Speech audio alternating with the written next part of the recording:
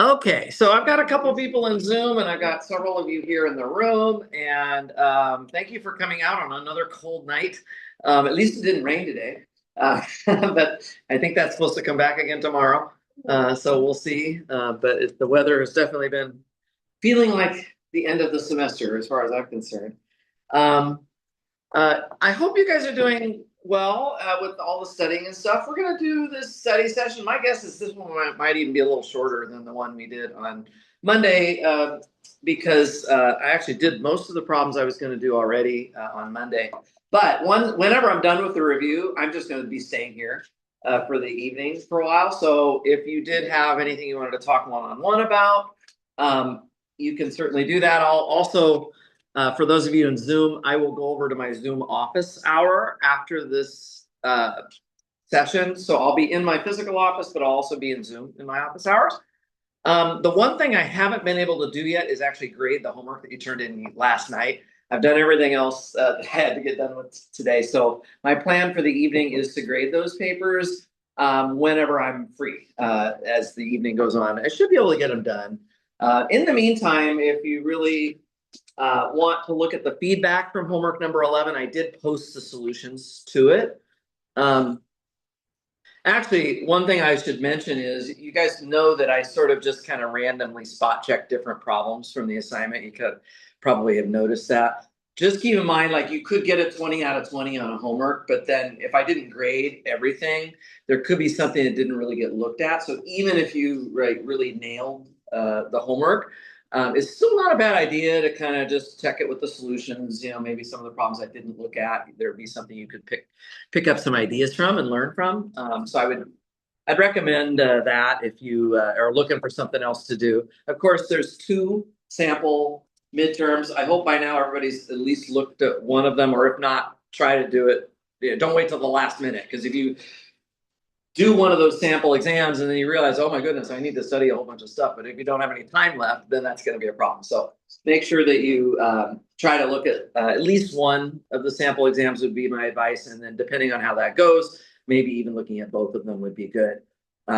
I did kind of get this exam together now. Usually it's the last minute, but I actually kind of have already got it put together. There is going to be a kind of a take home thing, just like last time. I'm going to let you choose some parts to take home. It'll be your choice what you take home, and you'll have until Friday night to do that. So I've already created a place in Canvas for that and all that. So anyway, it'll be pretty much the same format as the first exam. You'll just have to make the choices about what you want to take home. If you want to take anything home, you might decide that you're happy with everything when you're turning it in. But most people usually like to have a little more time to just think about certain things. So that's totally going to be okay. I went through the breakdown for the exam kind of on the first review session. I'll just say it maybe out loud this time again, that you should expect roughly 1/3 of the midterm to be on recurrence relations. This is the chapter 7 stuff. And then probably another third on the basics of the graph theory. So I guess maybe I should write this down. So I know that this was already written down once before, but so chapter 7, which is the recurrence relations, I think I said 30 to 35. No, actually, I think I said 35 to 40%, something like that. I forget exactly what I said. I'll say 35%. And then chapter 11, probably another 35%. And then chapter 12, which we've just been working on lately, might be a little bit less. I'll say 25 to 30%, something like that. The stuff on planar graphs and Kuratowski's theorem, edge analysis, that kind of stuff, crossing numbers, right? All that kind of goes in with chapter 12. Chapter 11 is the more basic stuff, just things like the handshaking theorem, things like isomorphisms, Eulerian trails, Hamilton cycles, all that kind of stuff, trees. Okay, so that all kind of goes in chapter 11. Anyway, so this is kind of a rough breakdown of kind of what I would expect, the exam to be. And maybe that'll help you kind of guide your studying a little bit. There is a sort of just a study packet in the resources folder as well. So in addition to taking a look at a sample exam or two, kind of just going through that packet with all the words that are there, like, and the bullet points. So here's the things to be able to do. I would highly recommend that you just make sure you can check all those things off and you feel pretty good about it. Okay. Remember, guys, part of what makes people successful on exams is not just what you know, but also just how you communicate it and how you like uh, put down the information that you do know, even if you can't like perfectly solve every problem. If you can tell me what you're trying to do or put down the tools that you really want to use to solve the problem, I can give you credit for that. Now, if you just put down a bunch of random stuff that's not related to the problem, even if it's true, I'm not going to give you points for that. But if you're putting down stuff that is relevant, and you're just not quite sure how to piece it all together, that's okay. Okay, so it's not an all or nothing type of thing, and I will do my best to be as fair as I can about all that kind of stuff. So definitely try to write down your ideas as we go along. Okay. Does anybody have any questions that so far as you've been studying, anything that's been kind of nagging you a little bit about any of the topics or things that you've been studying so far? One thing, Please. what it's in the issue I had earlier with the recirculation problem. Okay. Where it's like if you have multiple restrictions, it creates like an ongoing case. Right? Yeah, that one problem that you showed me. There was so maybe I should mention this. There was a problem on recurrence relations, I think on my midterm from 2 years ago, that actually had a little bit of a flaw in it. Like it was something where you could not list every case down. And I had to fix it during the exam, I think, but that it didn't get fixed in the handout. So if you ran across, I forget, I think it was somebody climbing a bunch of stairs and there was a constraint about that. That problem is probably not the best example to use because I did have a little bit of an issue with it. But other than that, normally you should have only a finite number of cases. Oh. I think there was one homework problem that I remember where there was kind of an ongoing set of cases that were nested within themselves and then within themselves, but that's not our typical type of problem. So I wouldn't expect that I would be asking you that kind of question. Right? The things I'm going to be asking you are going to be the things that you've seen a lot of examples of already, right? I'm not going for the stuff that's like way on the periphery of the material. It'll be stuff that you've practiced many times. So yeah, try not to get freaked out about that. That was actually more on me than it was on you as far as figuring out that problem. So what I think I'm going to do, guys, if I can, and I've got the Zoom thing working, it looks like. I am going to start this review by doing the remaining problems from my review session sheet that I didn't do on the session on Monday. And then I'll see if there are other questions as we're going along. By the way, I have no agenda here, so if you have questions, fire them out as we go. If you're in Zoom, feel free to do the same thing. And once we're done with all that, I might go back and recycle a couple of these problems again that I did on Monday. If anybody's interested in that. Otherwise, we'll just quit a little bit early and let you guys get your own studying done. Okay, so I am going to start with a problem that is kind of one that, and these numbers that I'm writing down are the numbers of the problems in the review packet. So I'm going to actually start with a graph theory problem today. I started with recurrence relations on Monday, so I think today I'll do it the other way around. I'm going to start with the graph theory problem. So number 10 says to prove that if theta, which goes from G1 to G2, is a graph isomorphism,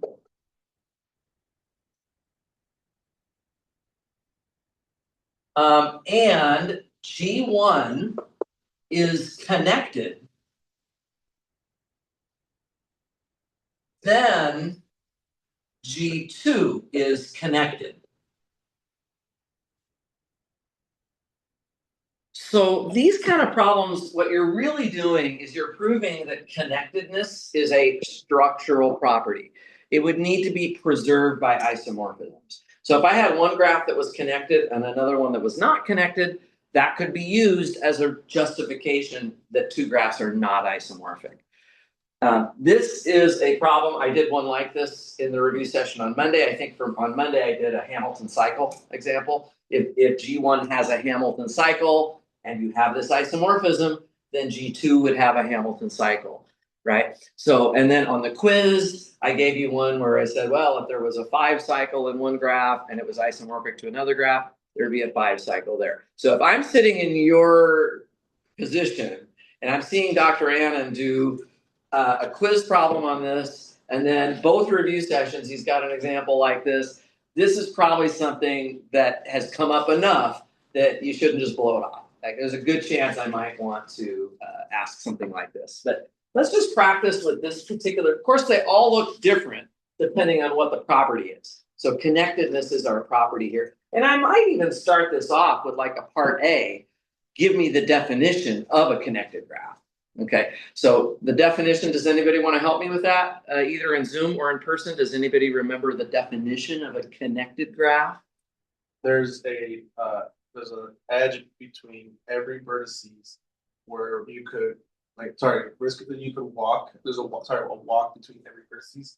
Pretty much where you can get from like a vertex x1 to vertex x2 Okay. Every vertex.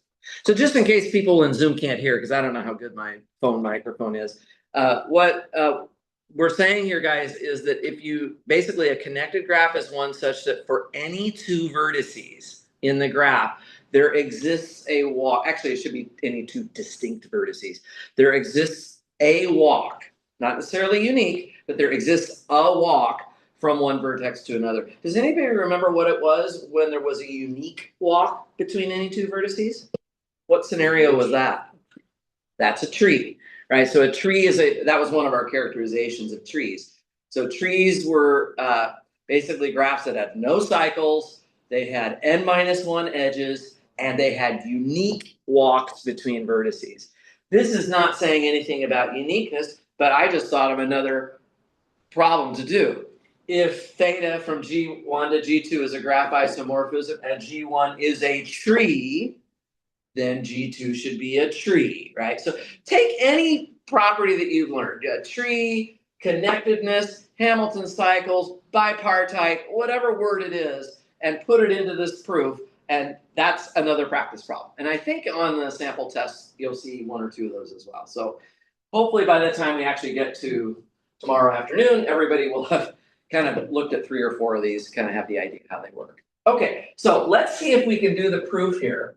So I'm going to assume, by the way, guys, don't take the time during the exam to rewrite the whole question out. I've seen people do that before. It just wastes time.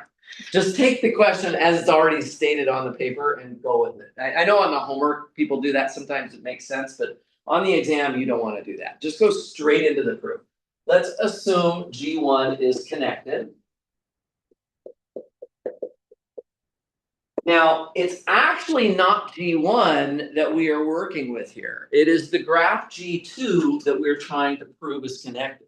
So I should really focus on that as my primary objective. We need to show, all right, abbreviate that WNTS, G2 is connected.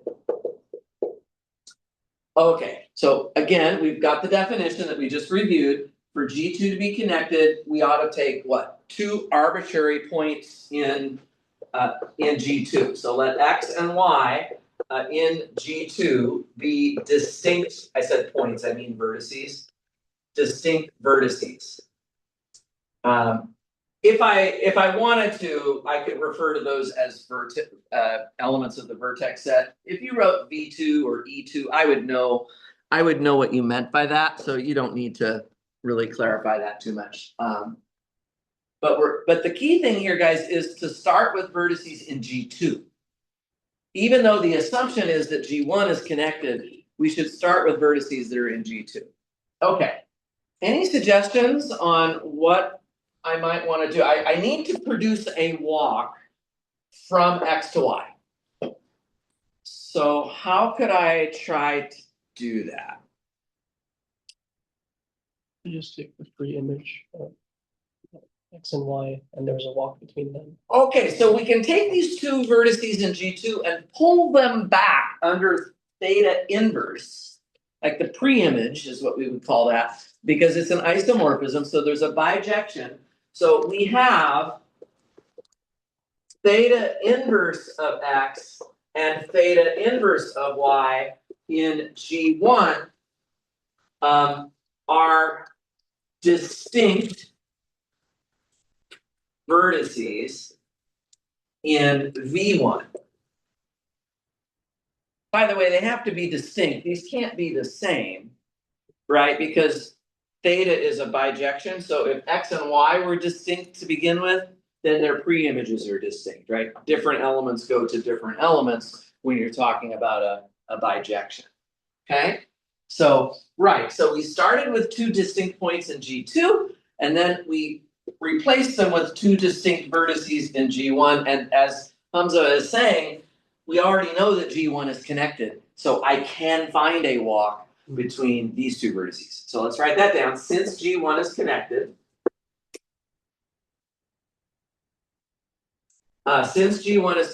there exists a walk. And I'm just going to label this walk as theta inverse of X. And then I'm just going to draw it with edges that are represented with arrows. So let's say that theta inverse of X goes to, I'll just call it A1, and then A2, and then A3, and dot, dot, dot, up to AK, and then finally to theta inverse of Y. Okay, so of course the exact notation that you use doesn't matter. You can call these intermediate points whatever you want, but it's good to kind of lay out some notation for that. So now I've got my walk in G1, right? So what do you suppose I'm going to do next?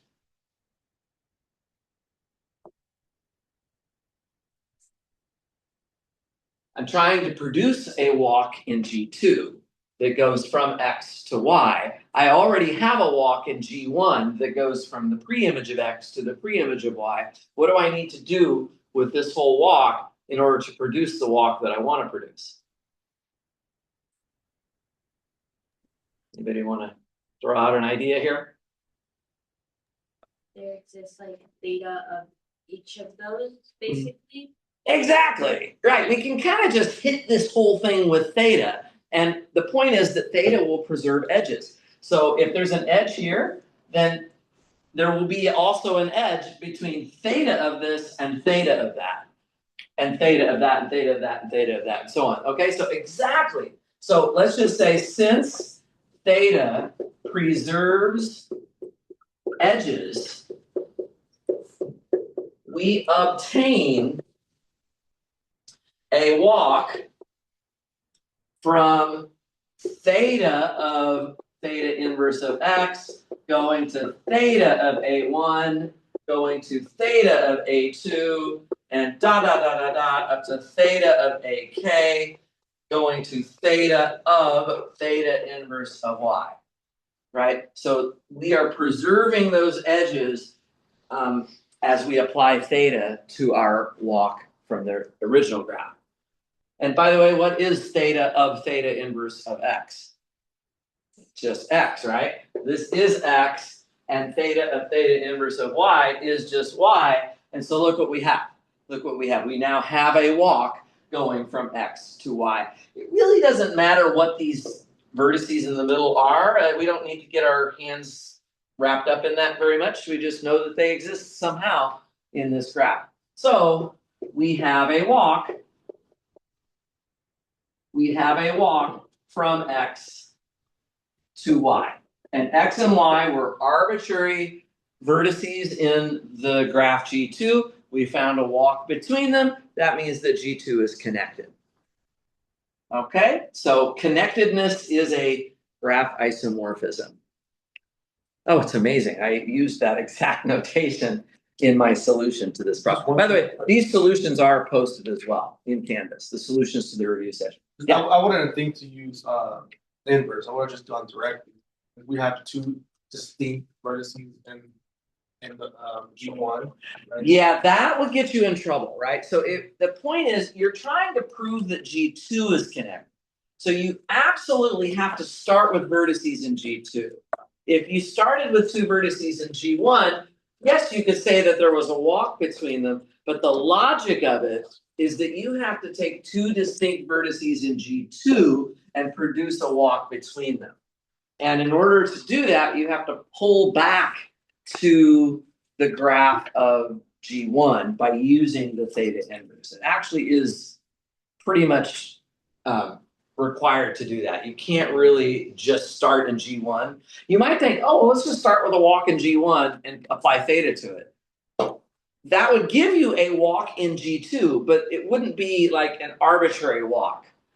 You see, you're trying to prove that every possible pair of vertices in G2 has a walk between them. And if you start with two vertices in G1, You see, that's like the only one that we did right now.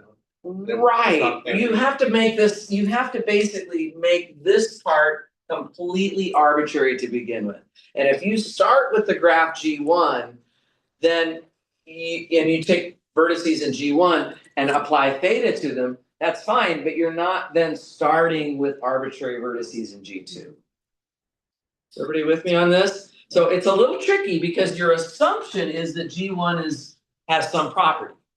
And you'd like to prove that property for G2. So you actually have to start with G2 and pick your vertices from G2 and pull them back to G1 using the isomorphism theta. But actually it's theta inverse. It's the pre-image of those vertices that allows you to then transfer these 2 points into points from G1 that you can then make your walk with. Is this making sense? Yeah. I would have gotten that one wrong. Okay, well, I'm glad we're reviewing it. Yeah, this is a good one to review. So if this is a little shaky, just take a different word here and one of those other words I mentioned. This would be true for not just connected, any property you can think of. Bipartite, Hamilton cycle, Eulerian trails, whatever it is. You just pick anything you want, and the same kind of proof could be done. Okay. Oh, I get it. Because if it's a cycle, it could be one cycle that's unique, but this is arbitrary. That makes sense. Yeah, exactly. Is everybody okay? Just check my Zoom here. If you guys are out there in Zoom, just let me know if you've got questions, okay? I see some thumbs up going on over there. So that's good. Okay, let's do another problem. Back over here. I guess I'll stick with the graph theory for now. Do one more graph theory problem, and then we'll switch back to the other topic as well. I'm going to draw a graph and then ask a bunch of questions about it. That's kind of a natural thing to do. So this one, if we go to the review sheet, is number 8. So I did not do this one on the first review session. So I'm going to start by drawing a graph. That's what we're going to have to do first. There's going to be 15 vertices here. And they're going to be laid out kind of in 3 rows of 5 each. So let's just draw the graph first, and then I'll write down my questions.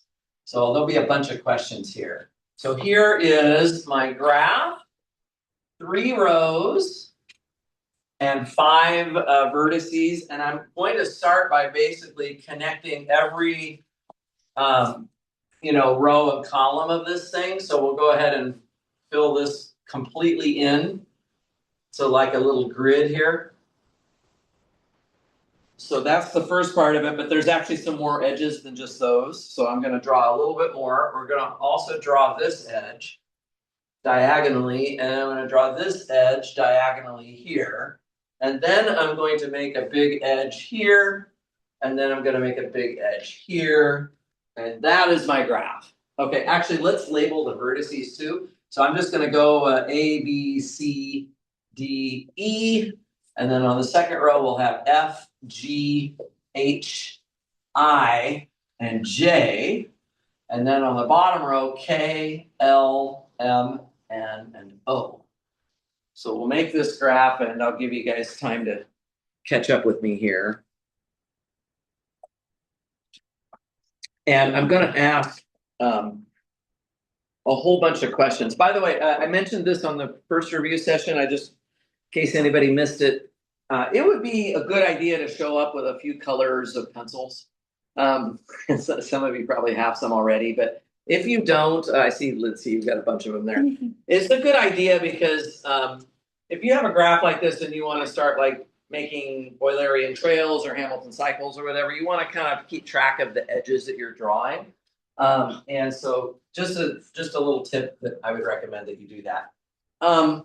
Okay, well, actually, speaking of that, my first question, part A, is going to be, is there a closed Eulerian trail? And that, of course, is a yes/no question, but I will be asking more than that. I will say, if so, produce one or explain why not.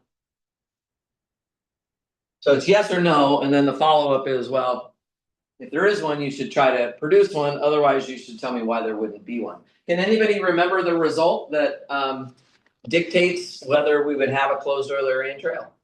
All degrees of freedom. All even. Yeah, all of the degrees have to be even, and the graph has to be connected. You could have a graph where all the vertices are even degree, but if it's not connected, you'll never make a trail out of that. So this is obviously connected. So what we can do, guys, is just go around and check the degrees of all these vertices. Does anybody see, are there any odd degree vertices here?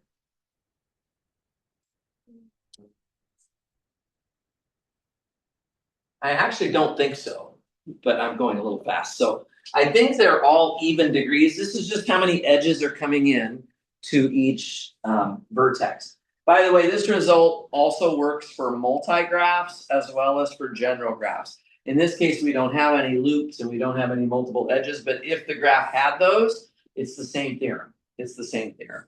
So this one, I would expect the answer to be yes. Now, guys, is it possible to have both a closed Eulerian trail and an open Eulerian trail? No, because for an open Eulerian trail, what is the requirement? Exactly 2 on.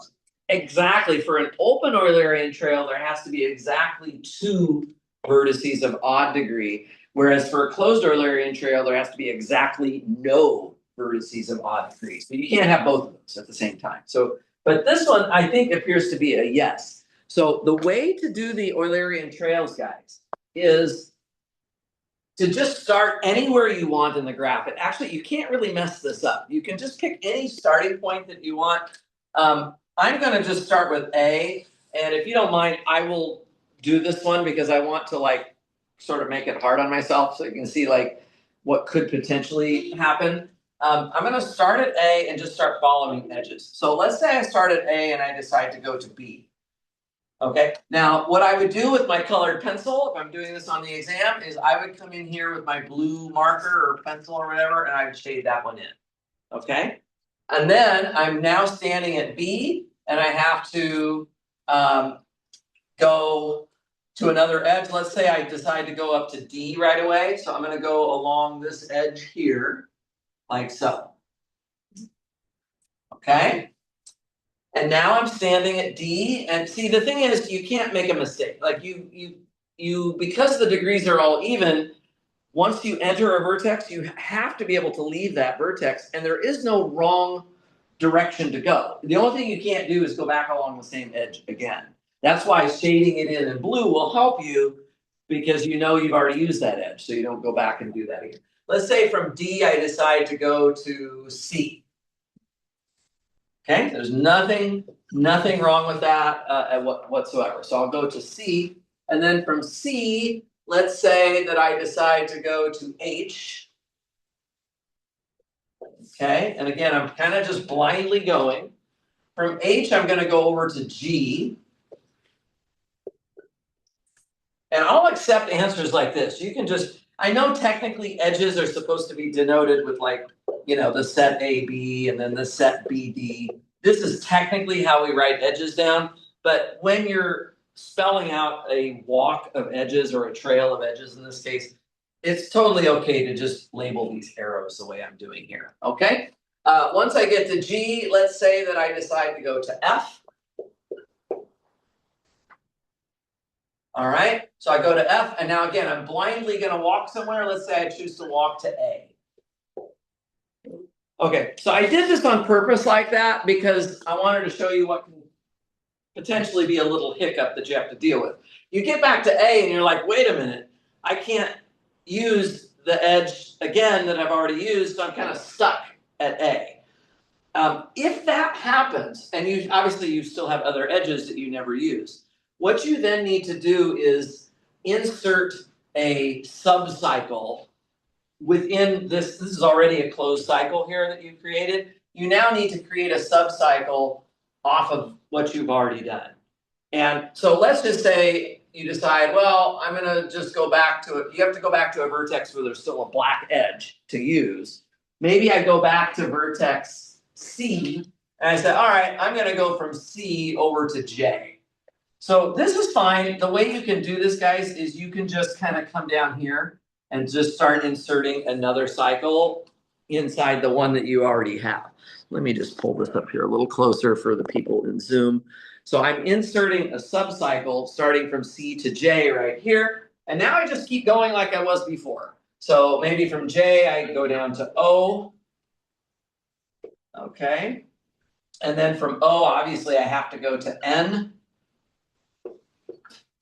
Right? And then from N, maybe I decide I'm going to go up to I. There's a lot of edges here. I might even need more room to write them all out. This is about like the size of the graph I would probably give you. Like I would want it to be a big enough graph that you actually have to like do something, make some choices and whatnot. So from N, we traveled to I. Once I get to I, let's say I decide, oh, now I'm going to go up to D again. Okay, so I'll go over to D. And then from D, I have only one edge left that I can use, so I'm going to use it right now, which is to go over to E. And then from E, I have to go to J. Make sure that this is coming through on the camera. Okay, now I'm at J, and again, I only have one edge left that I can use. Maybe that's I. So I go from J to I.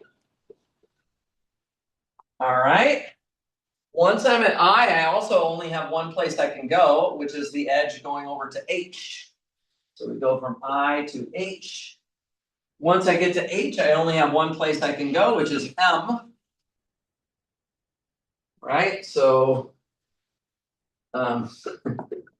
try to be as neat as you can. I'm not doing a very good job right now of being neat with this, but from M, I have to go somewhere. I can make it completely arbitrary. Let's say I go to L.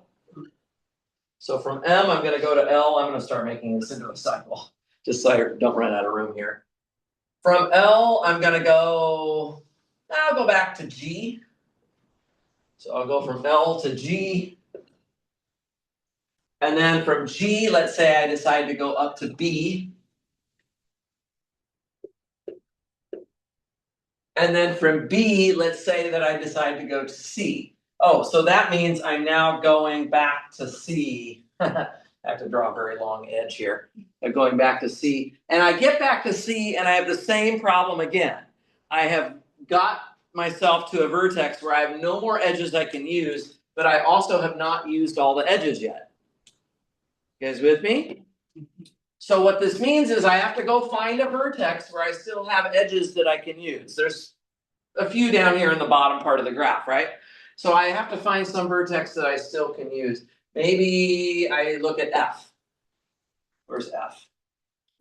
Well, actually, let me pick something besides F. There's a way to mess up on this too, right? Not really. You can't really mess this up. Look down like that and then, oh no, you can't, never mind. F, K, L, N. Yeah, well, when I say there's not a way to mess it up, what I mean is you can start anywhere that you want and just start blindly tracing edges again. But I just wanted to show you, let's say that I choose to come back to L. So the L does not appear in the original cycle. It was part of this sub-cycle that I just drew. And now I'm going to make another cycle off of L, right? So if I start at L, I'm going to say, oh, I'm going to go over to N. Okay, so we can come back over here to L, and here we go. It get really messy. So we go up to N. Once I get to N, I have to go to M. Okay, so I'll just make my cycle here. Once I get to M, the only place I can go, the only edge I still have left to use is the one that goes from M to F. And then once I get to F, I have to go to K. And once I get to K, I have to go back to L, which is right there, like that. And now have I used everything? I think every edge has been traced. So we actually had the original cycle. We had to insert a subcycle, which we did, but then within the subcycle, I had to make another subcycle nested within that, okay? Obviously, you could probably do this a little smarter, where you like you don't use if you start at A, you try not to go back to A too soon. But I just wanted to show you, like, okay, even if you don't really think about it very hard, yeah, you might end up having to insert cycles and stuff, but the process always works. What do you guys think? Does it seem like you could do something like this if you had to? Yes, sir. Right. So yeah, if I ask you to give me an Eulerian trail, well, this if there is one, then now you kind of know how to do it. Now the open one's behind me. Yeah, I was gonna say all I have to do to change the problem is like remove one of these edges, right? If I remove the edge from A to B, now I have exactly two vertices of odd degree. And what this would mean is that there is now an open Eulerian trail, but not a closed one. And your open Eulerian trail would have to start and end at A and B. So you could come in here and figure out, well, it's actually we use that edge right away, right? So you could actually just say, all right, I'm going to start at B. I'm going to go through all of this stuff, and I ended at A. Right, because you start at B, you go here, you do the big cycle over to C, you do the cycle off of L, you come back here, and then you finish at A. And then if you want to go from A to B, all you have to do is just turn all these arrows around. Okay. Which also works. I mean, you can do it either direction, obviously, so. But the point is you're never using, if I get rid of this, now you notice there is never the edge AB in my listing here. I know we kind of did it in a proof, but if we could assume like, oh, it's open, but we add an edge, right? Or, Yeah, there was like when we were proving the theorems, like if we already knew that anytime there was a closed Eulerian trail, all of the vertices had even degree, we could use that to prove that for an open Eulerian trail, exactly two of the vertices have to have odd degree by basically removing an edge, basically what I just did here. And then saying, oh, well, if we had all the vertices of even degree before, now I'll have two of them of odd degree, and I've now made my open Eulerian trail out of what's left. So yeah, that's the idea behind that. Those two results kind of go hand in hand. what I'm saying basically, it's like, okay, you give us an odd one, right? But we know that if we have the edge, we add one. Yeah. We do this, And then we do all and this. then move it. And then just remove it, and that's your open Eulerian trail. Yeah, you could certainly think of it that way. Okay, great. Let's do part B of this question. Is everybody good with the Eulerian trail business? Okay, excellent. Part B is there a Hamilton cycle? So we're going to take the same graph. Is there a Hamilton cycle? And it's exactly the same question. Either produce one or explain why not. Okay, so produce one or explain why not. Okay, I think I'm going to erase my big, huge Eulerian trail here so that I have more room. Okay, so the same graph, but now, and if we need to redraw the graph, we can. I mean, maybe we should do that just because there's all these blue lines all over this. I'm going to just redraw this really quickly, guys, so we can have a fresh graph to stare at. I'm going to bring scratch paper to the exam, so if you need to redraw something like this, that would totally be doable. If you'd rather do that, and then I'm going to draw this edge here, and I'm going to draw this edge here. So I'm just redrawing my picture. We'll label the vertices exactly the same: A, B, C, D, E, F, G, H, I, and J, and then K, L, M, N, and O. Okay, so I just like to have a fresh copy to look at for my Eulerian, or for my second question here about Hamilton cycles. So it's just good to review the Hamilton cycle properties, guys. Remember that a Hamilton cycle is going to visit every vertex exactly once. And in order to do that, you have to arrive along one edge to a vertex and then depart along another edge. So two of the edges that are incident with each vertex would have to be used. The way I like to play this game is I like to look, are there any vertices of degree 2? Because if there are, you know that both of those edges must be used in your Hamilton cycle. So that's one of the tricks of the trade. Another trick of the trade is symmetry. If your picture is completely symmetrical and you're saying, well, I know I can't use like all of these edges, then by symmetry, well, let's assume that a particular edge is omitted. You know what I mean? So we've kind of seen that argument before as well. But in this case, do we have any vertices of degree 2 that we could mention right away? A and K, right? And over here we have O and E. Let's write those down. So I don't actually know the answer yes or no yet. Unlike part A, where we already knew whether it was yes or no by just looking at the degrees of the vertices. Here, we might not know the answer yet, but we should start the analysis anyway somewhere. So since A, E, K, and O have degree 2, a Hamilton cycle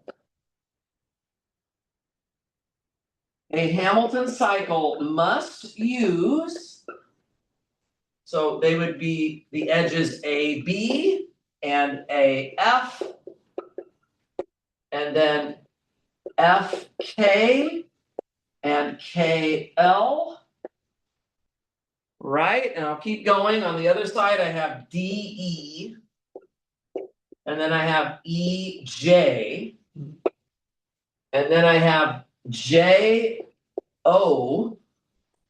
and then I have ON. And I'm going to shade those in again with my marker, the edges that I'm required to use. Your Hamilton cycle, if it exists, we still don't know if it exists, but if it exists, all of these edges that I'm currently drawing in blue onto my graph, these would all have to be used. So I just draw these in here, maybe a little thicker than what's already on the graph so I can see it easily. And there we go. Okay. Everybody so far so good. Now remember, guys, you cannot use more than 2 edges that are incident with any vertex. So are there some other things we could say at this point? Yeah, we can't use FG and FM. Does everybody see that the F, right? So you've already used the 2 edges that are incident with F. So this extra edge here cannot be used. So we cannot use it's FG. And so, you can kind of erase it a little bit, kind of pretend you're not using it there. And then what was the other one you said? FM. And also FM. Yeah, exactly. I also cannot use FM, so we can delete that one. That's the same reason we have JI. FM, and then, sorry? JI. Yeah, over on the other side, vertex J. So we have IJ. I'm going to kind of delete that one. So IJ cannot be used. And CJ. And CJ, exactly. Okay, so let's just write that much down and get this thing deleted.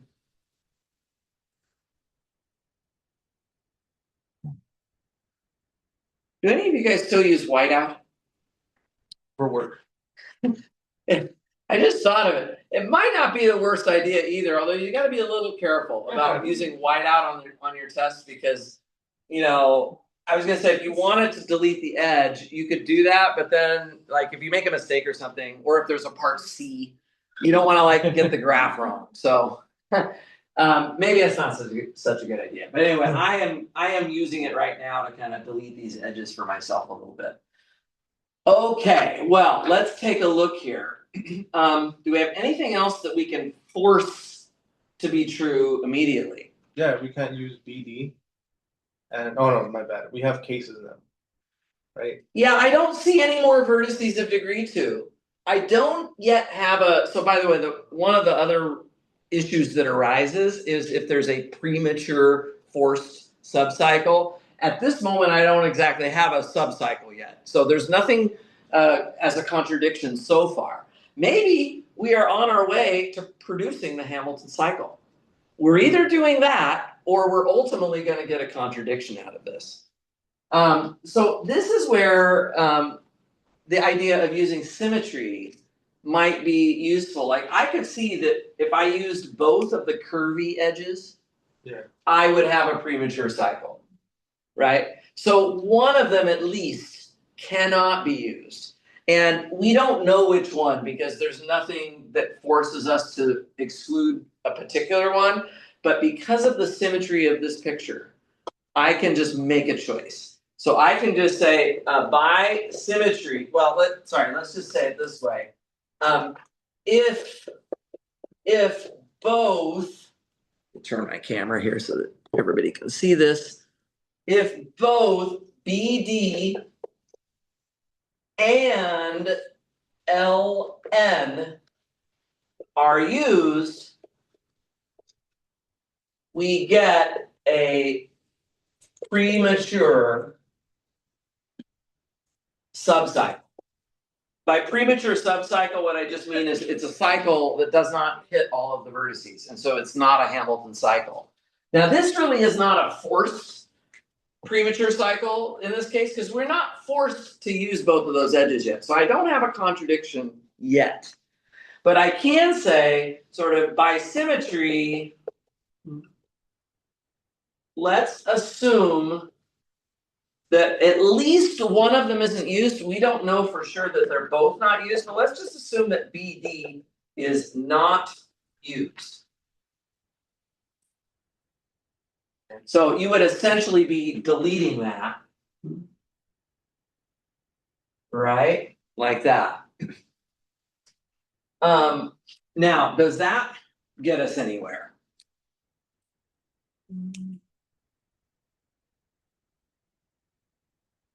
Well, maybe not. I still, if I'm at vertex B here, I obviously either have to use BG or BC now.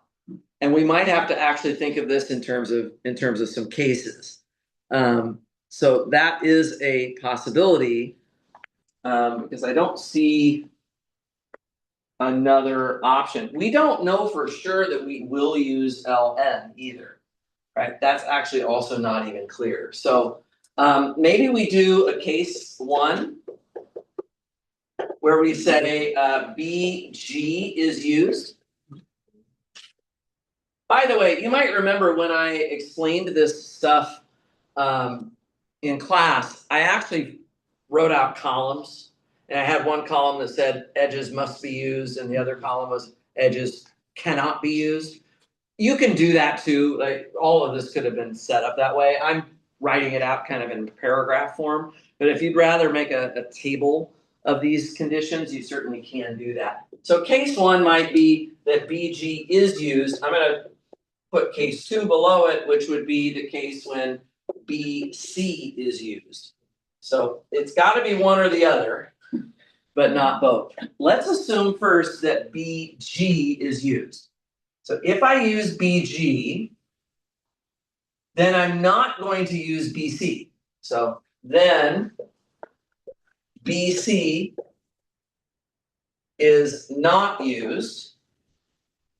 So we can kind of get rid of it. We also can't use GL because that would form up.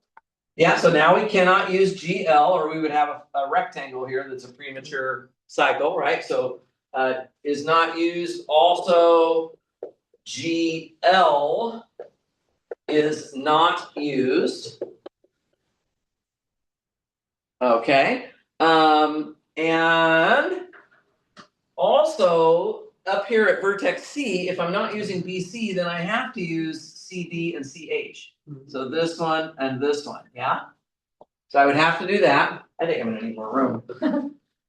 Okay, then we must use CD and CH. Okay. That edge and that edge. And anything else we can say? Well, now we have to use GH. Now we have to use GH, right? Right. Yeah, that's the only edge that's left there, so we must use CD, CH, and GH, I'll add that to the list. And then we can't use HM and HI. Cause we have degrees. Oh, yeah, the H is already visited with two edges, so I cannot use HM or HI. So then we cannot use, Yeah. oh yeah, DI also, we cannot use DI, and what was the other one, HI and HM. And we're getting really close, we're either gonna get our cycle or we're gonna have a contradiction pretty soon. So let's get rid of that edge. Ooh, look at this, look at vertex I. I only have one edge left that I'm allowed to use from vertex I, that would be a contradiction. So what you could say now is, you know, we cannot visit. We cannot visit vertex I because we don't have two edges that are usable at this point. That would be perfectly fine. So this would be a contradiction in this case. And at that point, you're done with case one. So you say, well, there's another possibility, which is instead of using BG, we could use BC. Probably, I'm gonna just say case two, similar. Yeah, I would say there's a symmetry argument. This is I don't know if I could actually say it's symmetry because BC is going along sort of a different direction than BG was. So I would probably not like that, but I also think probably by this point, you've demonstrated that you know how to do this stuff to the point that I wouldn't spend more time on it. This is taking a lot of time, actually. If this was on the test, you've already spent 15 minutes kind of working this all down. It's a little bit long, right? So I think I have a quick question. I think I might leave it at that at this point. Yeah. For logical argument, if your case two does not result in a contradiction, but then case one does. Well, if case two does not give you a contradiction, then you actually can produce a Hamilton cycle from case two. Okay. In that case. And that does not happen here. I do have my answers. What I wrote in my solution is no, there is no Hamilton cycle. And then what I wrote was many variations of the argument below can be given, so there is some flexibility here. So I was a little bit open-ended about it. But do people feel like they could do this kind of a thing? Sort of an argument? Okay, this one's reasonably involved. Like I wouldn't expect to see anything that would be harder than this. This is plenty involved. You have to use cases. There's quite a bit of time that is involved in kind of ruling things out and forcing edges and stuff like that. Okay, I'm gonna go back to the same graph again and ask another question. Let me come over here. I would like to ask part C, is G bipartite?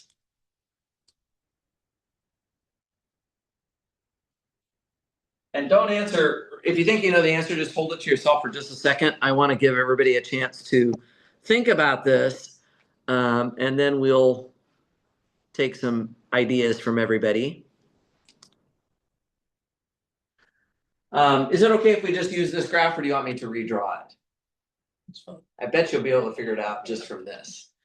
For bipartite graphs, there's the definition, of course, which I do want you to know. The definition is that the vertices can be put into two non-overlapping camps whose union is all of the vertices, such that there's only edges going between the two camps. Okay, but there is a nice way to characterize a bipartite graph in terms of cycles.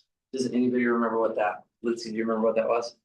It can have no odd cycles? A Or not the- bipartite graph cannot have any odd cycles, right?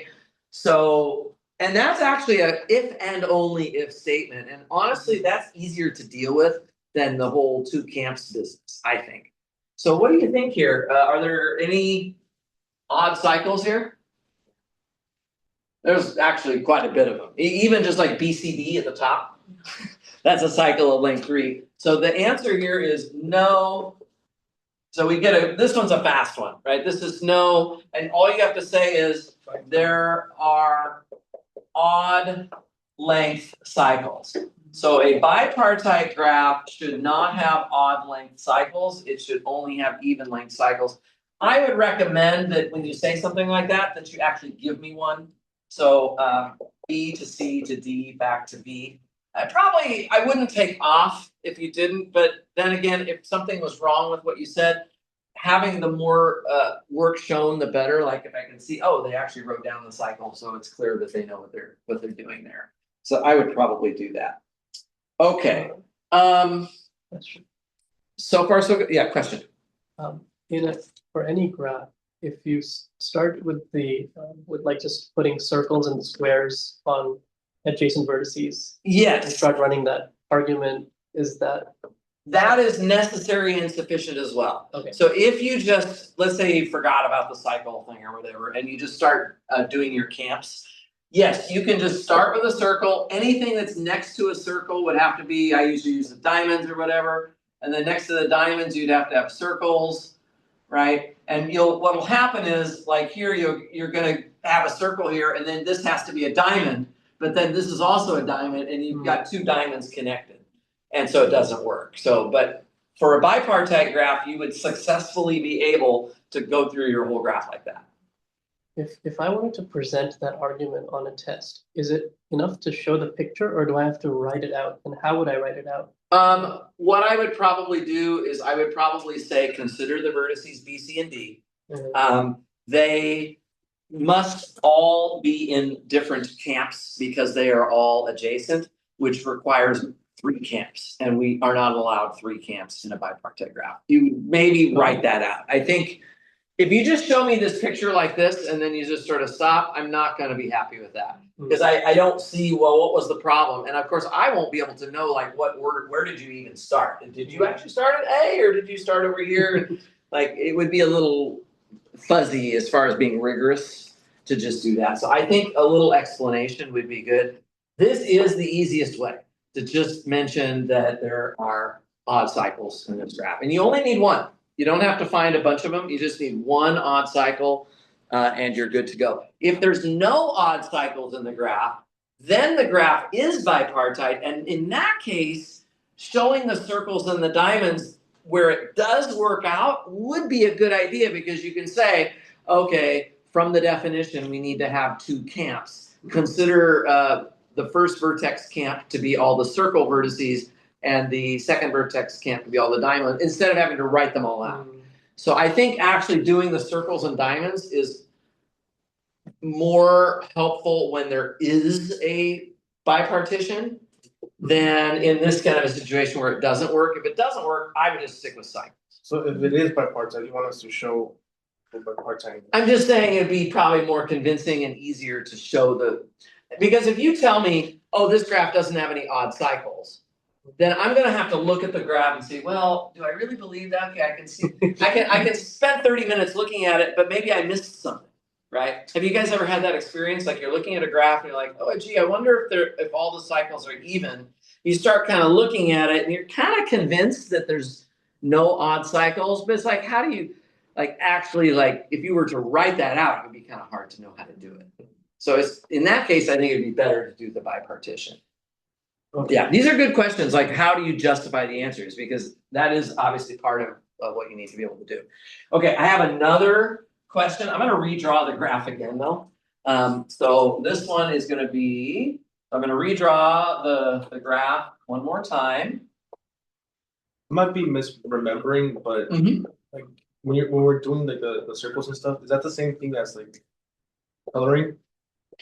Or it's not the same thing as, we haven't gotten into that yet, but when we're coloring a graph, which is what we're gonna talk about like after the break, you have more than two colors. You have like not just diamonds and circles, you have like red, green, yellow, blue, and all of that kind of stuff. But there is the condition that adjacent vertices have to be different colors. And so it is true that anything next to a circle should not be another circle. So in that sense, there is a connection there, for sure, for sure. Okay, so here I'm gonna redraw this picture.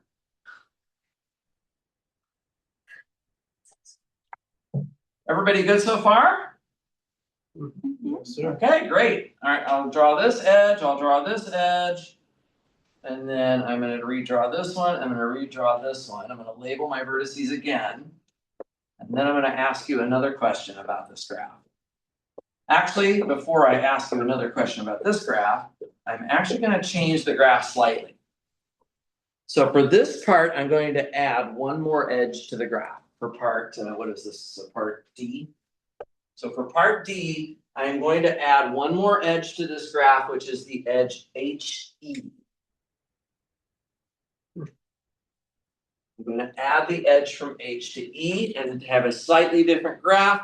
And my question here is this graph, with this extra edge now, is this graph planar?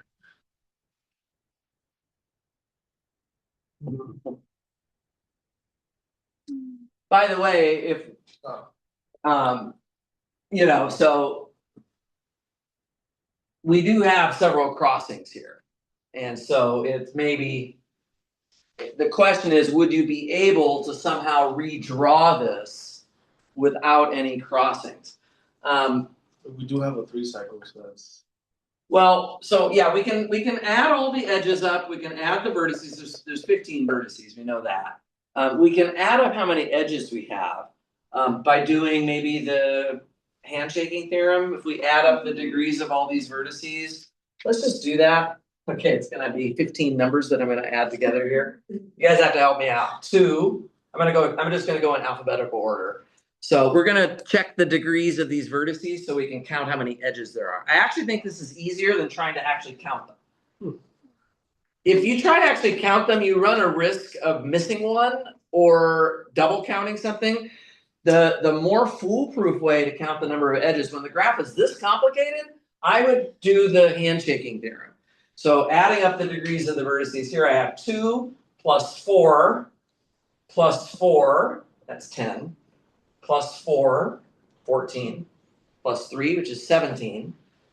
Add another 4, that's 21, 25, 30, because H has degree 5, 34, 38, 40, 44, 48, 52, 54. I got 54 as the sum of the degree of all the degrees of the vertices. So how many edges would there be? Divide that by 2. Divide that by 2, 27, right? Be 27. Almost forgot how to do. That's okay. So we have this thing that if the graph is planar, then E has to be less than or equal to 3n minus 6. 3n minus 6, let's see, 3 times 15 is 45. I subtract 6 from, right? 45 minus 6 is to be 39. So 27 less than or equal to 39. Actually, that is true. So there's no contradiction there. If this inequality had failed, we could say, okay, the graph is not planar. But this inequality actually was true by quite a wide margin.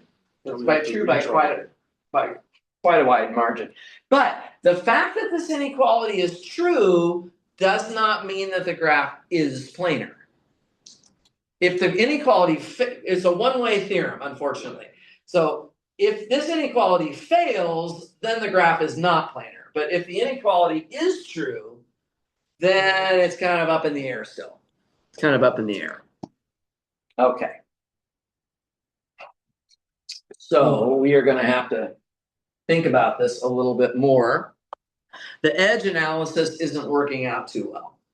So we could try to redraw the graph. There's so many. There's a lot of vertices here. The 3n minus 6 is just for a general connected graph. This one has a 3 cycles, so we can try. It would have to have no. If there was no 3 Oh, cycle, it's no then three we could use the E less than or equal to 2n minus 4. Actually, No 3 cycles. if we took two, isn't that funny? If we took 2n minus 4 right here, we would have gotten 26. And 27 would have failed to be less than or equal to 26, and we would have been able to say that it is not planar. But unfortunately, we're not allowed to use the better inequality because we have 3 cycles in this graph, so we are forced to just use the very loose inequality, which tends to be true more often than not. So we're kind of stuck with that. Redrawing the graph with this many vertices and edges, you know, I can see where some of the crossings are, like this one, F to M. You know, I could try to avoid that edge by like drawing F to M up, but then I'm gonna hit this edge. And then the L and the M becomes a problem. And so it gets kind of a little tricky to figure out like how to redraw it. So is there anything else that we know? Would we be able to say that it? No, never mind, it's done. Or like, I was thinking about looking for like K33 or K5. Kuratowski's theorem. Kuratowski's theorem says if there's a K5 in here, or if there's a K33, I had that whole fancy thing yesterday about homeomorphic to those, but let's just think about it in terms of K5s or K33s. Now, I don't think there's going to be a K5 in here because you would have to have a whole bunch of vertices of degree 4 that were all connected to each other to be K5. I don't really see that, but I wonder if we could find sort of a copy of K33 as a subgraph. Because if we could, then we would know that this graph is not planar. I have a slight variation of that question. If we if there's if we can make the composite graph, like the complement graph, complement graph, and that is like that would like if that's K33. We did talk about complement graphs where you replace the graph with the you take the same vertices, but you replace edges with non-edges, and you replace non-edges with edges.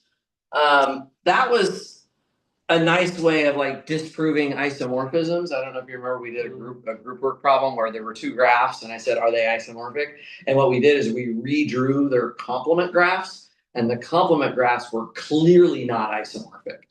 But in this case, we don't have a theorem along the lines of, oh, well, if G is planar, then G complement won't be planar or anything like that. There's really no results of that nature specifically here.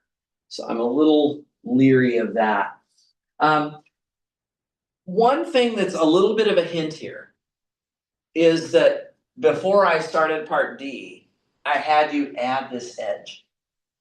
This edge was not in the original graph. So it suggests that there's something about this edge, the H to the E, that somehow maybe is important. In other words, we have this edge going from H to E, right? That we didn't have before. And at the same time, let's just focus on this part of the picture. There's no edge from H to D, and there's no edge from D to J. Those 3 vertices are mutually not adjacent, right? But I do know that D also connects to E, and J also connects to E. See what I'm starting to draw over here? Okay. Is there another edge that's not connected to E, but which is connected to D, H, and I? Oh, sorry, I just gave it away. D, H, and J. You said C? All right, let's draw C. So C is not connected to E, but it is connected to H, it is connected to D, and it is connected to J. I love it. I love it. And is there another vertex we should put down here? I kind of gave that one away. Yeah, the vertex I is connected to J, it is connected to D, and it is connected to H, and I is not connected to either C or E. Guys, we actually have a K33 subgraph. Isn't that clever? So the answer here is no, it is not planar. And the reason is there is a K3 subgraph. When you write that down, if you draw this picture, that would be adequate. If you had not drawn this picture, what I would recommend that you do, if you just want to write some text here, you could say there is a K3 subgraph with camps. The camps would be H, D, J, and the other camp would be E, C, I. And you could write it kind of like that. Pretty clever problem there, actually. So I added that edge from H to E in order to make, if the edge HE isn't there, then you don't actually have the K3. I still don't think this graph is planar, but I would, at that point, it's kind of hard to figure it out. I'm not sure I would be able to do that. Okay. Everybody okay with that? Okay, and then the last thing I had on this graph or on this problem, and then we'll go on to the other one, is spanning tree. Is everybody good with spanning trees? So draw a spanning tree or G. The spanning trees kind of remind me of the standard like faces. Kind of, yeah. They're kind of like a spanning set, exactly. The idea there is, first of all, you know that if you have 15 vertices, the number of edges in the tree has to be n minus 1, so it'd be 14 edges. I currently have 27 edges. The graph has 27 edges in it, and I need a tree with 14 edges, so I have to just remove 13 edges. So this is another whiteout thing or deleting, or you could actually just probably start drawing it. Just start drawing the spanning tree. The point here is just make sure you never make a cycle. So you could just actually kind of do this if you wanted. You could go A, B, C, D, E, and then go down to J, and then back to I, and then to H, and then to G. This is only one way to do it. Of course, there's tons of right answers. K over to L, over to M, over to N, over to O. That would do it. And here we don't have any cycles. There are exactly, wait, how many edges do I have? 6, 7, 8. 1, 2, 3, 4, 5, 6, 7, 8, 9, 10, 11, 12, 13, 14. Yeah, which is the number of edges you're supposed to have for a spanning tree. Okay, not a unique answer by any means, but that's something you can do. So a spanning tree, remember, it has to be connected because a tree is connected. And it has to be a subset of the edges of the graph that you started from. Okay. All right. So this one problem kind of gave us a lot of mileage on reviewing things. Kuratowski's theorem came into it, remembering how to do the arguments with Hamilton cycles, whether there exists closed or open Eulerian trails, and finally the spanning tree idea. There's a lot of material just on this one graph, actually. Any questions on this before I move on?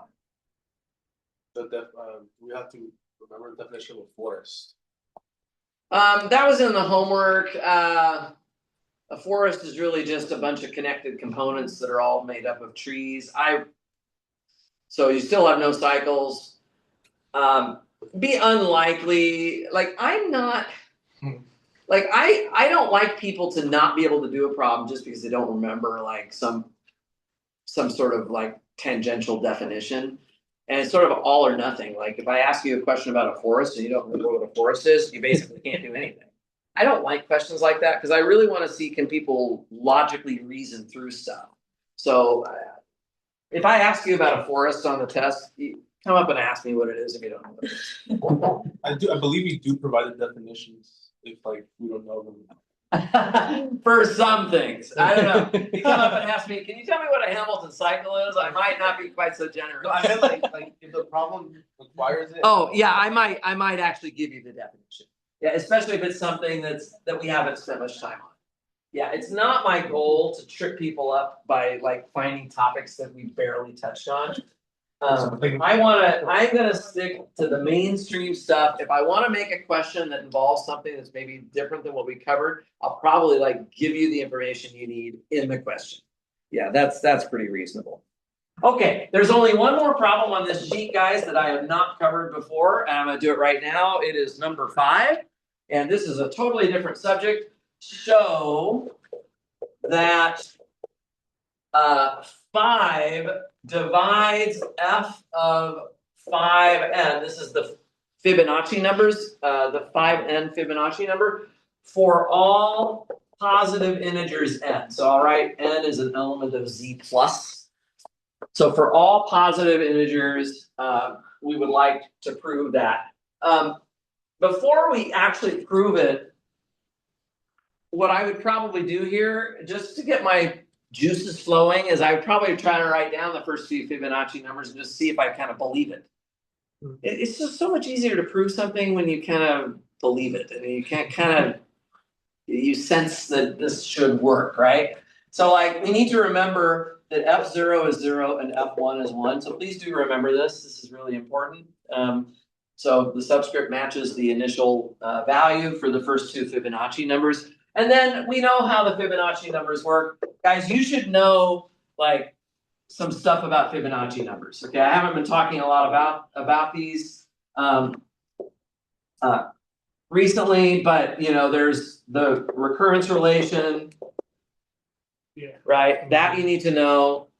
You should probably even know the explicit formula, which is, you know, you can write it as a linear combination of, you know, 1 plus the square root of 5 over 2, and that would be to the nth power. This is derived by, you know, doing the homogeneous. This is a homogeneous recurrence relation. So you just take a guess that f sub n is q to the n. So if you forget this, I know we did this in class, but if you were to forget this, you could still rederive it by just putting this q to the n here, and then solving the quadratic equation. You'll get these 2 roots, and then using the initial conditions, you could solve for C1 and C2.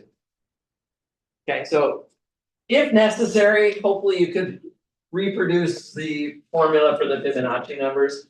But anyway, let's just keep going here because I want to get to at least some value of that's a multiple of 5. So f3 would be 2, f4 would be the sum of the 2 previous numbers, which is 3. f5 would be the sum of the 2 previous numbers, which is 5, and there you go.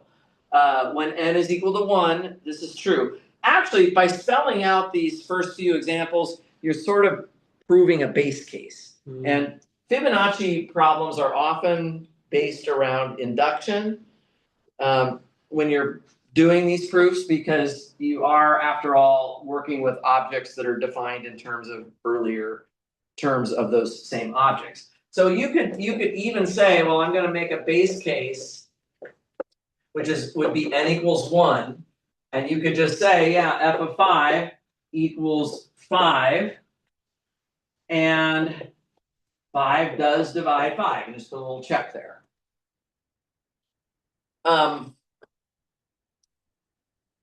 How do we know again how many base cases? Yeah, that's what I want to talk about. So sometimes when you're in the middle of doing the induction step, you find yourself not just using the previous version of the formula, but maybe several previous versions.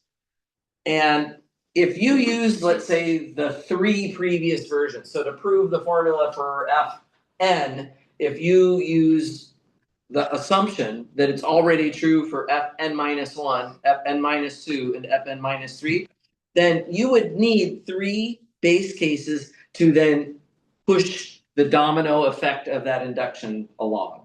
So what I would recommend is that you write down at least 1 base case, which is what I just did here. But I would then try and go to prove my induction step. And if when I'm doing the induction step, I find myself using more than just the n minus 1 version of the statement, then I can always go back and do more base cases. Like if we decide, oh, we really need to do n equals 2 also, you can do that. I mean, n equals 2, I mean, you can also just do it up front, but it might be wasting time, because you may not need to do that. But yeah, I mean, anybody can come along here and calculate the next few of these and, so F8 would be 21, F9 would be 34, and here you go, F10 is 55. So if we need that this is a multiple of 5, we can get there. Yeah, we can get there, so. I'll go ahead and put it here right now, but keep in mind, we might be wasting time like doing a bunch of base cases. And you won't get more points on your exam for just doing a bunch more base cases when they're not really necessary. So that's not really a good use of your time. Okay. We're not supposed to get water in this. This is actually not the glass table. I don't know if it's bad if you get water on that or not. Oh, I do. I know when I get water on those whiteboards upstairs, it will not erase. Those boards get so bad. And I know people do it, and I'm like, oh, don't do that. So I just don't want to ruin these nice tabletops. So my glass is kind of compensating. Okay. So let's try and do the induction step. So I'm going to assume that it's already true that 5 divides f sub 5 times the quantity n minus 1. So I'm kind of using the assumption of the n minus 1 version of what's given in the problem. And then we're going to just try to prove what's given in the problem. So then what we have to do is take a look at f of 5n. And the goal is to figure out how can I show that that is a multiple of 5. I obviously want to somehow get it in terms of this guy. This guy is 5 Fibonacci numbers ago, right? It's the 5 previous Fibonacci numbers back. So what do you suppose I might want to do with f of 5n?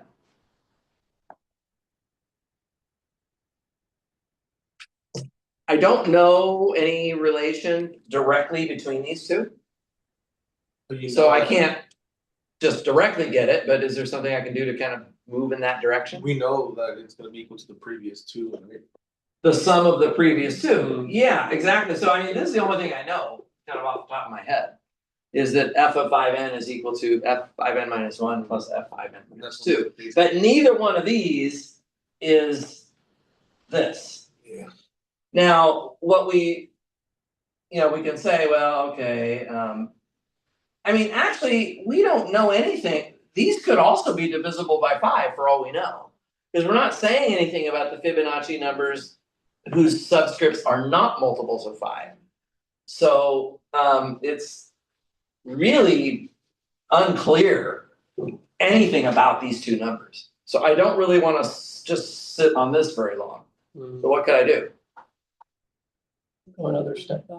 Just do it again, right? So I could actually go another step back. I could say, well, f of 5n minus 1 is actually f of 5n minus 2 plus f of 5n minus 3, and that would leave me actually with 2 of these, right? So we would have 2 factors of f5n minus 2 plus f5n minus 3. Does everybody see that? Because if you replace this one with f5n minus 2 plus f5n minus 3 and combine it with this is what you'd end up with. Now, when I look at this, I'm still kind of in no man's land. I don't know anything about either of these, but I'm getting closer to the one that I do know something about, which is this one. So I'm kind of inspired to keep going with this, right? Because it's not going to take that long. It's only like 3 more times or 2 more times. So if we just do this again, let me just. But we'll do it for the 5n minus 3. We just have. So actually, we could have replaced both of these with the previous 2 terms added together. You notice I took the bigger one and I didn't really simplify this one. It'll be a little bit less work if you do it that way, because you can combine them together as you go, rather than, because technically 1 term has turned into 2. 2 terms would turn into 4. 4 terms would turn into 8 if you kept like writing each one of them out, and you don't want that. You don't want to like have all these terms flying all over the place. So I actually think it's better to kind of combine as you go. So I actually would rather work on this one, because when I break this one down, I'll be able to combine it with this one a little bit. Okay, so let's try it. I'm gonna take f5n minus 2 and I'm gonna write it as f5n minus 3 plus f5n minus 4. Let me just do this kind of slowly here. I don't wanna go too fast, so I'm just gonna write it like that, but there is a factor of 2 on the outside here. So this is just like replacing the first one, and now I'm going to like clean this up. Before I use the recurrence relation again, I'm gonna clean this one up. So I have 2 factors of f5n minus 3 plus another factor of f5n minus 3. So I have 3 of those, and then I have 2 factors of f of 5n minus 4. Make sure that everybody can see that. I know there's a little bit of a glare here, but this is just 3 times f of 5n minus 3 plus 2 times f of 5n minus 4. And I'm just gonna do it one more time. I'm gonna do it for the f of 5n minus 3. I'm gonna write that as f of 5n minus 4 plus f of 5n minus 5. And then I still have 2 factors of f of 5n minus 4 here. And I'm gonna one more time multiply this out. By the way, guys, equal signs between steps. If you don't do that, I don't know if I would take off points, but I might cry. So when you have a series of steps that are the same, they should be connected with equal signs. It's easy to forget to do that, but just to be mathematically really precise, I'd like to see those. 3 factors plus 2 factors, that's 5 factors of f of 5n minus 4, added to 3 factors of f of 5n minus 5. Now, this guy is what we've been kind of fighting our way to get to all along. F of 5n minus 5 is already a multiple of 5. In fact, what we might want to do, guys, back up here at the assumption, we can write f of 5n minus 5 is 5 times k for some integer k. I would probably do that. It's a multiple of 5, right? That's what this divisibility means here. Okay, so we can actually replace that into here. This is going to be 5 times f of 5n minus 4 plus 3 times 5k, like that. And now do you see where we're headed with this? What can we do now? Exactly, I can factor out the 5. That leaves me with f of 5n minus 4 plus 3k. And this actually proves that your f of 5n, which is what you had here, is a multiple of 5. And notice that we only use the previous value of n here. This is really the n minus 1 version of the theorem. So our base case, the one, we don't actually need the second one. The one base case that we had originally done would have been good enough to make the whole proof work. Yeah. So that's kind of a little induction application. If this is something that's a little rustier, I mean, it's been a few weeks. There were a few homework problems about Fibonacci numbers that where you're proving relations involving them. And things kind of like this. It wouldn't be the worst thing in the world to spend a little time kind of reviewing that. Just to Any reiterate, questions here? Yeah. if we were to use 5 to move up 5 times n minus 2, then we would need the base case of n equals 2. Right. If for some reason I kept going and I went all the way down until I had f of 5n minus 10, right? Maybe you needed to go that far to observe what you were trying to prove. If you had to do that, then you would have needed to do 2 base cases because f of 5n minus 10, right? If somehow in our proof this had shown up, then we would have looked at that and said, oh, well, that's 5 times the quantity n minus 2. So if I want to use any information about this, which is the n minus 2 version of what was given, I would have to have 2 base cases. See what I mean? Yeah, so the number of base cases kind of depends on how many previous versions of the statement you're using in your proof. Yeah. Okay. Questions? Any other comments or questions on that? I have gone through all 10 between the other session and this one, I've gone through all 10 of these. I don't have any others like prepped for you. So we have a couple of choices here. I can either, some of you were already here on the last session already. And if you weren't, I did send out a video. We could just call it quits and give you an extra 30 minutes to do your own studying. Or I can go back over some of those again, or I can answer any other questions. And you have a question. Yeah, Hamza. When you ask us, for example, to grow all trees of certain order, if they're not isomorphic, Yeah. I usually start out with the degree sequence. But then there could be like trees that are not isomorphic That have the same degree sequence, yeah. And it's always confusing for me to figure out when that's the case and when it's not. Is there?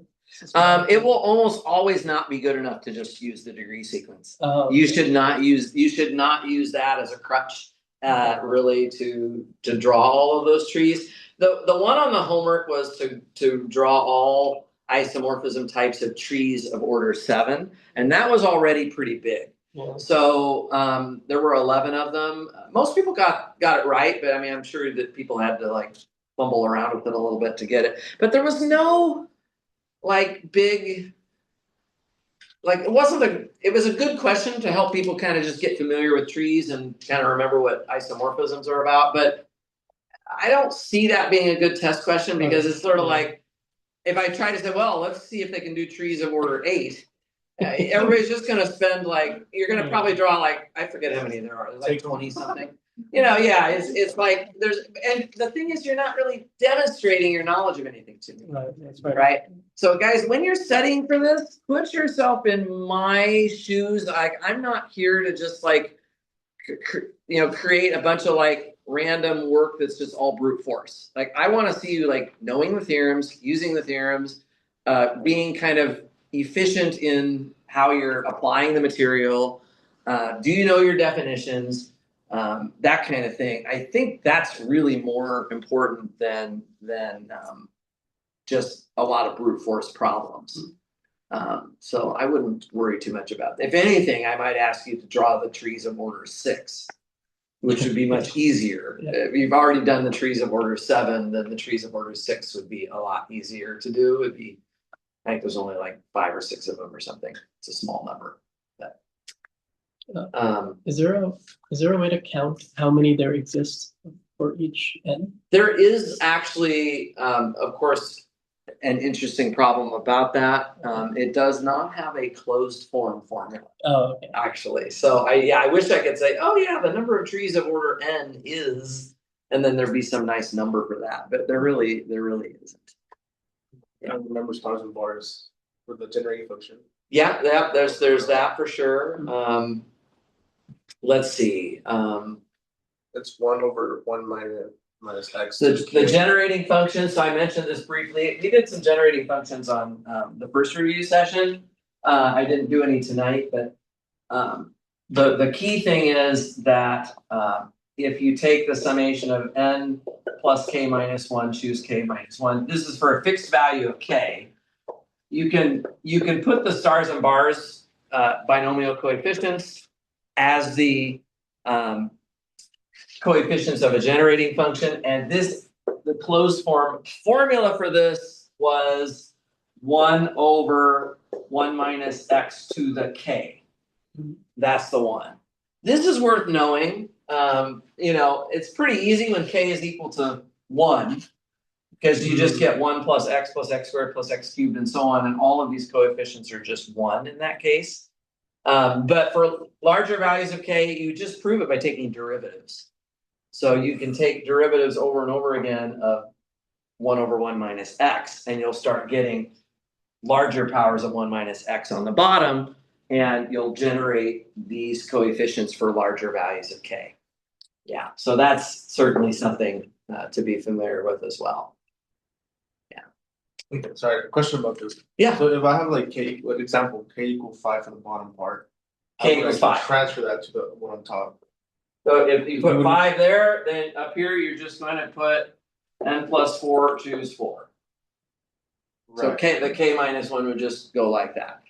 So if I was to ask you, find the generating function, I'll just make up a little problem here.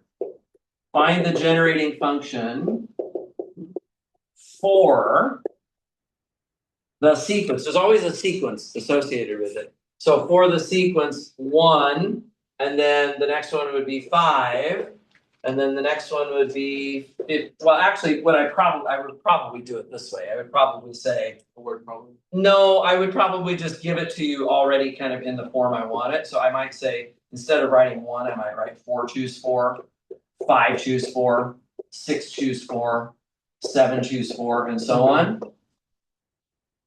So if I were to ask you that, then what I'm really doing is I'm giving you these values. And so you would the way you would solve this problem is you would take these numbers and then feed them into this notation as a summation. And then you would say, oh, these are the stars and bars values, n plus k minus 1, choose k minus 1. And I remember from class, this would also involve remembering it from class that this generating function is aligned with 1 over 1 minus x to the k. But this was a big deal. Like this was something that was like almost the main point of what we went over on this. So I would want people to know that these things are the same thing, right? So something that's kind of a big deal, would be more likely I might ask you about it. Hint here. Hint, hint, yeah. We did not spend a huge amount of time on generating functions, so I wouldn't be expecting like 30 points of generating functions on the test by any means, nothing like that. Maybe a couple of questions, 5 or 10 points at the most. It wouldn't be a big part of it. Oh, it was so easy last year. I was like, how did I miss this? Oh yeah. Give it to us the sequence form and just Put it as put it into your series. Yeah, that's right. That's a big oof. So, anybody out there in Zoom have any questions? Yeah, I was just trying to understand the generating functions. For me, it's when you have the finite sequence, it also goes into the form of the 1 minus k to or x to the k minus 1 over 1 minus k to the or 1 minus x to the k. Yeah, exactly. So I think let me think about so this is like an infinite sequence going on forever, but of course it could stop at a certain point. So you could have something where, let me just think of an example. Suppose that I ask you, or maybe I'll make another example here. Find a generating function. Actually, the way I'm more likely to phrase this question is I'm more likely to say, find a closed form for a generating function. Because if I just say find a generating function and I give you a bunch of values, all you have to do is like write them into a series and you don't actually have to do anything.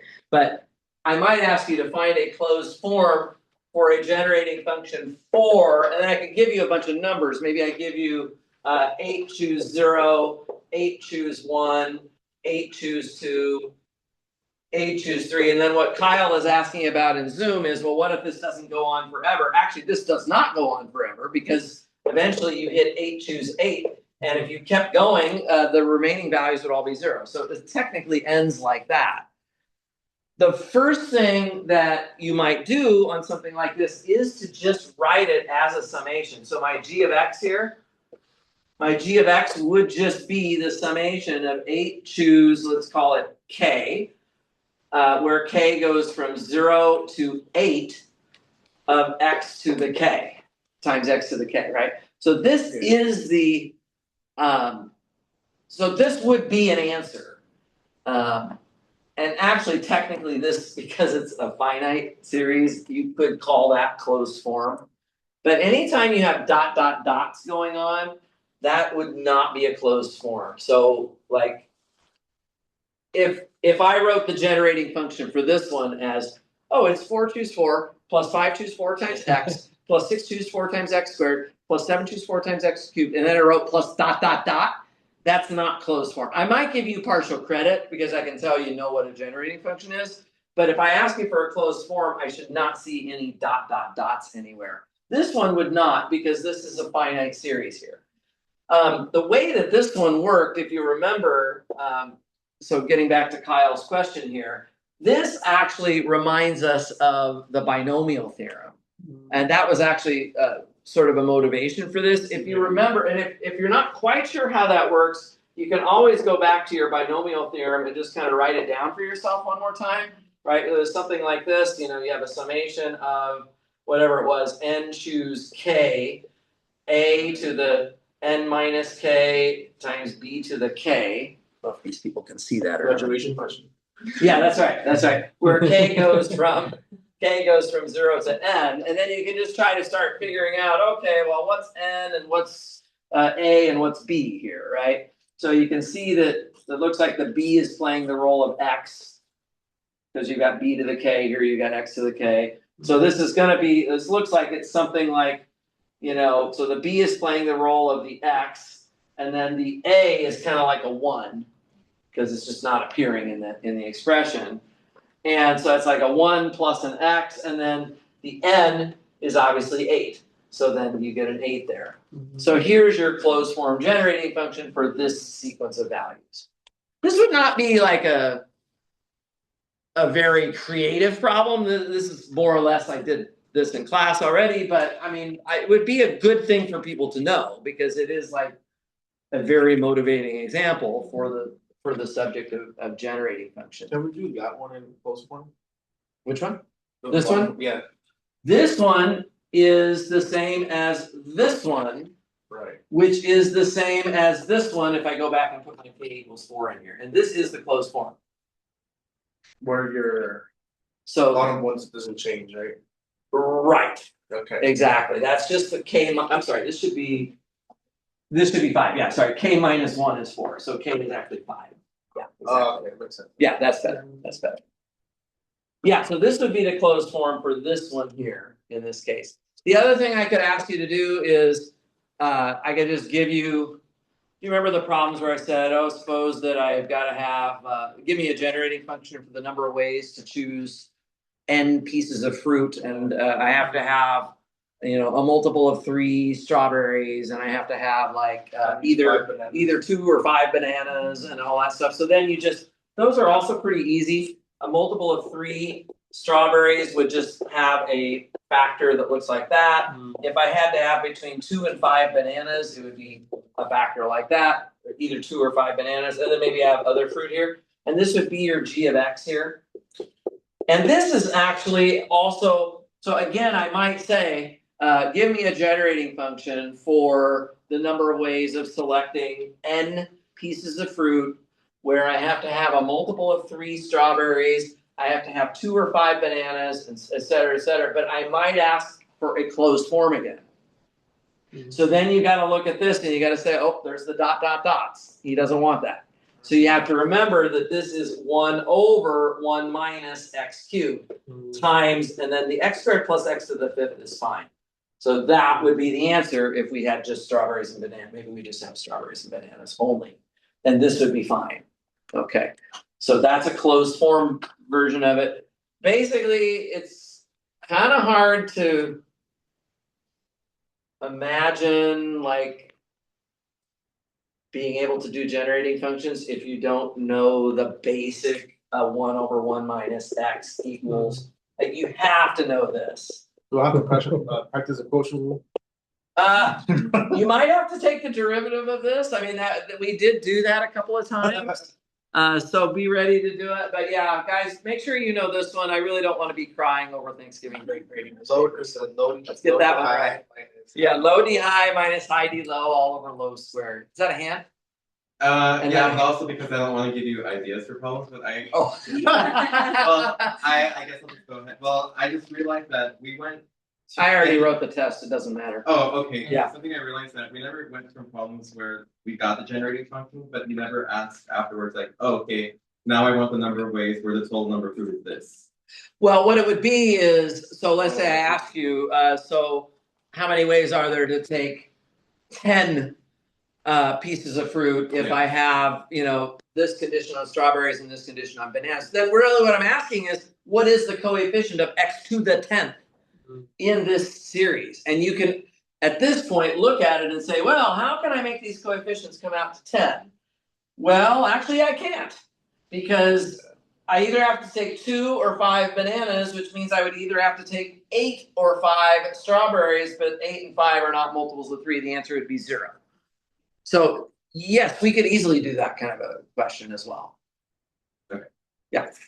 Good point. Good point. Lizzie, did you have your hand up? Just a quick question. I know yesterday you said that if you had a vertice of degree 1, then it's not gonna have a Hamilton pack. Can we use that as a fact? Yes. Yeah. A vertex that has degree 1.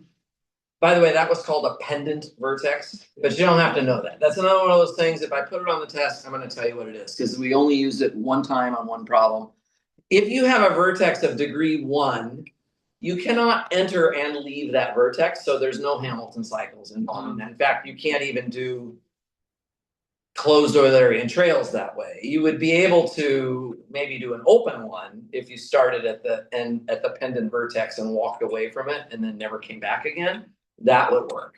But yeah, you can certainly use that fact. So Oh, lots of facts. quite a bit of stuff, yeah. So a lot of definitions. Remember, guys, this isn't an all or nothing thing. I think sometimes people, they look at the questions and they feel like they either have to see the whole thing right away or it's like totally a lost cause. I don't look at it that way. I look at it as, okay, what kind of problem is this about? Like, what kind of facts should be relevant here? And I write them down. Because because I know I'm not wasting my time.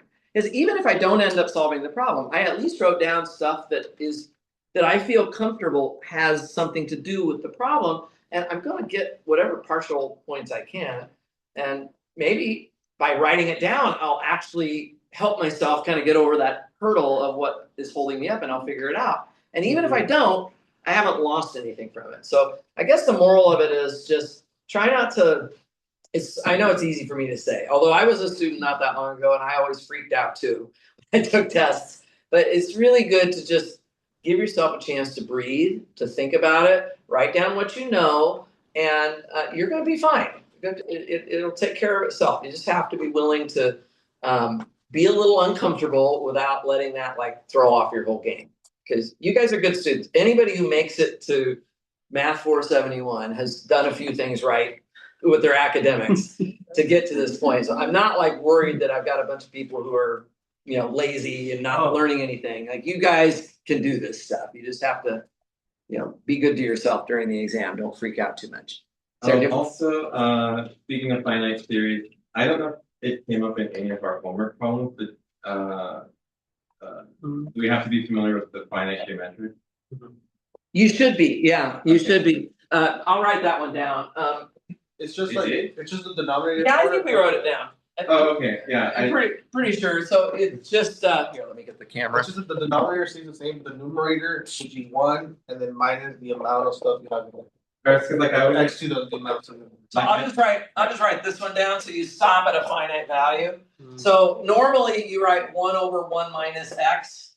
If this goes forever, the only thing different here is now you have a 1 minus X to the k plus 1. x to the k plus 1. That's exactly. I always get off by. See, if you don't remember- that's so good. Yeah, you have to jack this power up by 1. If you don't remember, it's k plus 1. Just think of how many components you have here. The other thing you can do, of course, is if you take this denominator, if you like cross multiply it, this denominator times this side, everything is going to like cancel out except for the 1, and then the x to the k times the x, which has a minus on it. Okay. So like it's easy to verify it once you write it down correctly. Yeah, that's worth knowing. That is worth knowing, because what if I say, oh, the number of strawberries is at most k? I could like say you can buy at most 5 strawberries. So then you would have 1 plus x squared up to x to the 5th. And you might, if you're trying to get cancellation maybe with some other term, writing it like this will help you to cancel it. So this is a good one to know for sure. And even if let's say I ask you that there has to be at least 2 strawberries, up to some amount of strawberries, this is still something you can work with, because you can just factor. right? You just factor out the x squared, and then you're left again with just a smaller geometric series, and you can use that same formula again. So stuff like that is just handy to be able to work with. Yeah. Okay. Well, we're getting close to 9 o'clock. You probably gotta get back to Long Beach. Yeah, it's a bit of a drive. Bit of a drive. Maybe the traffic will be gone. At least it's not raining today.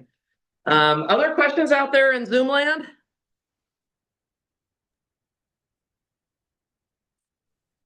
Let's see. Not yet. Not so far. Okay. What I'm gonna do, guys, is I'm just gonna kind of hang out here, and I'm also gonna come in tomorrow. I do have classes to teach tomorrow, as you know. I have a bit of a break from 12. Like, if you really come up overnight, you're like, oh my gosh, I have something I need to review or need to ask Dr. Anna. You can catch me before I go into class at 10. I'll probably get here around 9. I think my office hour says 8:45. I'm always like racing to get in here by that time. I'm not a morning person. But I'll try to get here on time tomorrow. And then if not, then I'll also be free. Kind of in the 12 to 2 time frame will be a good time. Unfortunately, I have class from 2 to 4, and I also have class from 10 to 12. So I have a lot of classes. It's just the way my schedule Is there an exam tomorrow too, or no? They don't have an exam, no. I think probably they will hopefully be leaving me alone. I'll prioritize questions that you guys have, since you do have a test tomorrow. So, Okay. so the guys, I think what I'm going to do as far as Zoom goes, I'm going to go over to the